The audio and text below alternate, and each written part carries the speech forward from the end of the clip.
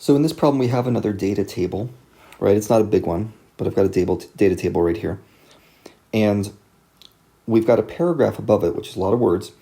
And if you're in a hurry in a standardized test, remember, when you have a data table, you can usually safely assume that all the words above the table just describe the table. Maybe give you a little bit of a story about it or something.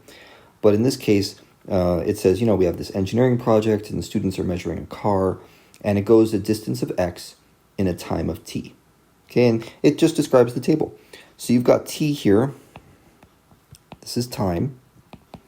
And you've got x over here. That's your distance.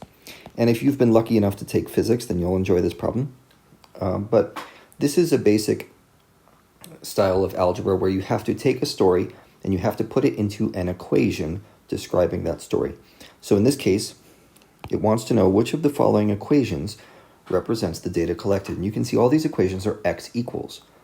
So they want to have some kind of an equation where if you plug in the various t's, 0, 1, 2, 3, 4, you get the correct answer for x, 11, 16, 21, 26, and so on. So I'm not sure what the quickest way to do it is, but you can just start plugging in numbers here. If you plug in 0 for t, that might be a good place to start. Plug in 0 for t, what do you get? I hope I get 11. So let's try this first one. If you plug in 0 here, you're going to get 0 plus 11 equals 11. Great, that works. How about the next one? Well, 5 times 0 plus 11. That's also 11. But all these other ones, those aren't going to work, right? 16 times 0, that's just 0. That's no good. 11 times 0 plus 5 equals 5. That's no good.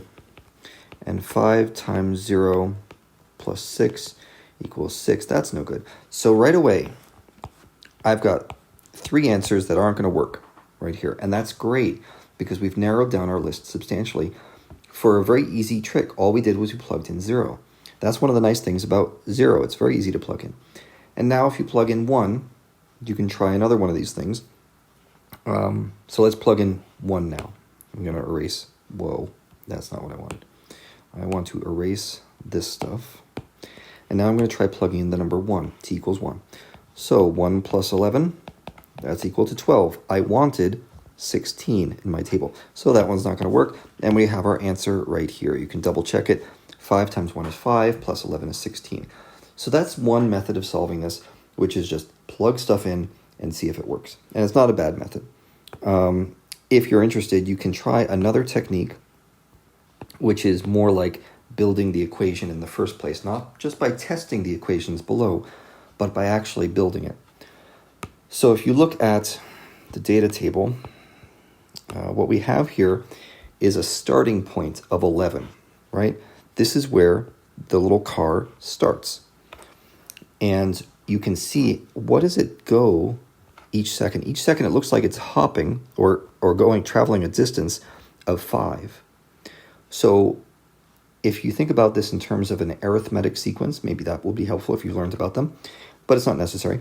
What this means is, if my time is t, I multiply it by 5 to represent these little jumps right here. Every second I jump another 5 distances, I don't know what the units are. Do we know?